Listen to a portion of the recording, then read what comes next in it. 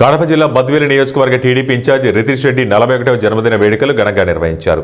TDP కార్యాలయం నుంచి municipality పట్టణ అధ్యక్షుడు Vengalreddy, Bigg Boss Sudhakar Reddy, TVS Ravi, Jagadishwar Reddy, Shivasai Reddy, Habib youth ఆధ్వర్యంలో 4 రోడ్ల కూడలి వరకు బైక్ ర్యాలీ చేపట్టారు.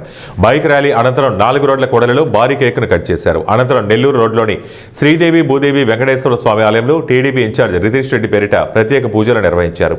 ప్రత్యేక పూజల్లో నియోజకవర్గంలోని నాయకులు, కార్యకర్తలు, అభిమానులు పాల్గొన్నారు.